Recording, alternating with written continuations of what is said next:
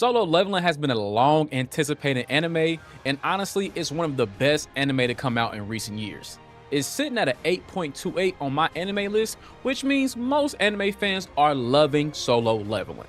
But after the most recent episode, it's safe to say not everyone is liking Solo Leveling at this point in time. It's 2025, and I'm bringing back a segment I like to call Toxic Comments, where normally we will read toxic comments from viewers across Crunchyroll, wherever you watching, etc, etc. But for this video, I think we already know the issue. And if you're new to Solo Leveling, let me break down the story of Solo Leveling for you. It's actually pretty crazy. So basically, we start off with my boy, son Jin-Woo. He's honestly weak and trash at first. I'm gonna just keep it a buck. That's just what it is. But then something crazy happens when he stumbles upon this double dungeon and meets this mysterious being called the Architect.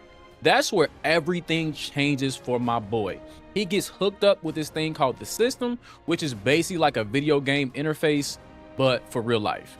And that's when the journey to become an absolute GOAT begins. Now, this isn't just your regular training montage either. The System puts Jin-Woo through some seriously crazy and intense challenges, and I'm talking about life or death situations that will make most people run crying back to their mamas, going back home, logging out, all at foreign. They gonna get up out of there. But our boy Jin-Woo, he takes it all in.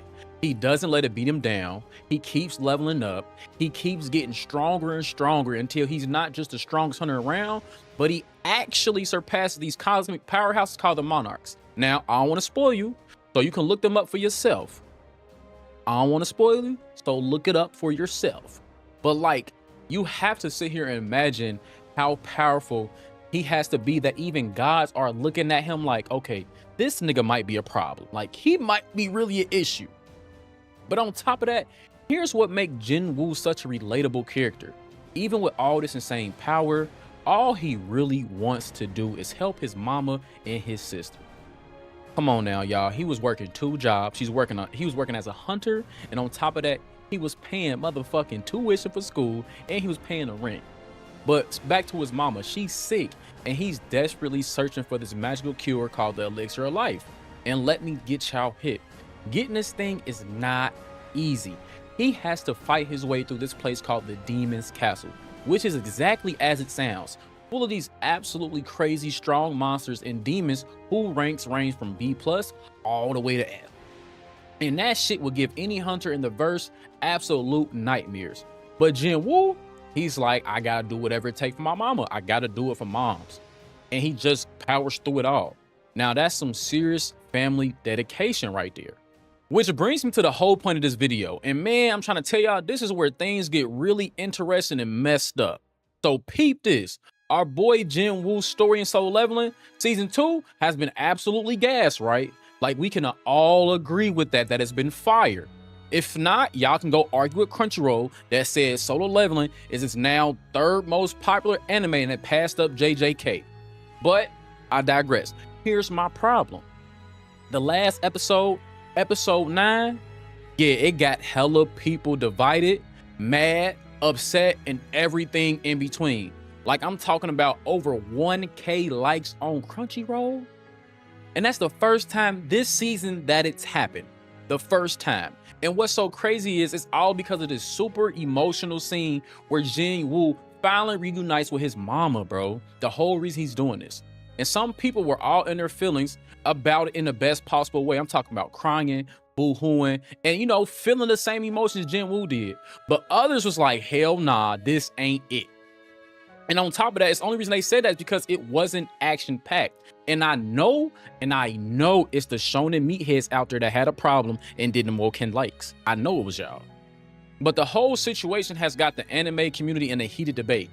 Like, people are going back and forth about whether we need these deep character moments or if they should just stick to the action. And it's actually kind of wild how divided everyone is, because nobody said anything when Naruto was crying after he lost Jiraiya. Ain't nobody said shit when Luffy was crying over Ace. Nobody said shit when Vegeta was fucking crying in the rain like he was in New Edition. Nobody. But here's the thing, and I'm just gonna keep it a buck with y'all. A bunch of viewers are clearly just up here for the fights and the power-ups, which is cool. But you have to think about this. Solo Leveling has been giving us some absolute insane battles. God tier animation, and watching Jin-Woo level up has been straight up heat. But the moment they take a breather to focus on something more emotional, the whole reason he's been doing this shit, people start hitting that dislike button like it owes them money. And it's actually pretty crazy how many action anime run into the same exact problem. Like, the second they pump the brakes on the action, some fans just can't handle it and they start hating. But let me tell you something, and this is just facts. All these dope fights don't mean shit if we don't care about the characters, you feel me? Like when Jin-Woo finally sees his mom again and she wakes up, like I'm getting teary-eyed thinking about it. That shit hits you different. That's the stuff that makes you actually care about what's happening to these characters for real. Like without all this emotional stuff and seeing these characters grow, those fight scenes, they might look cool, but they won't hit you in the feels. They won't hit you in the heart. So seeing Jin-Woo reunite with his mom after everything he's been through, and I mean sit there and think about everything he's been through, that's what makes this whole journey mean something. It's like these anime studios are stuck between a rock and a hard place. They somehow got to keep the action fans happy while still telling a story that actually means something. And for me, it got to be tough out here for them. It had to be tough out here for real. But what I will say is, here are a few comments that I can agree with. My boy John568 said, "Who's the clown disliking it? Laughing my ass off, dog. He sacrificed his whole life just to save his mom, and y'all disliking him for that? If that's the case, then none of y'all deserve your moms. If you wouldn't sacrifice your life to protect her, then you are a scumbag. You're lower than the low. You don't belong. Word to Kakashi." Next up, Solo Leveling Forever 32 said, "This proves anime watchers only want mindless action for the shonen smooth brains. They don't want story, character development, or world building. They just want mindless action," which I can agree with. Half of y'all don't even give a fuck about nothing unless it's hands.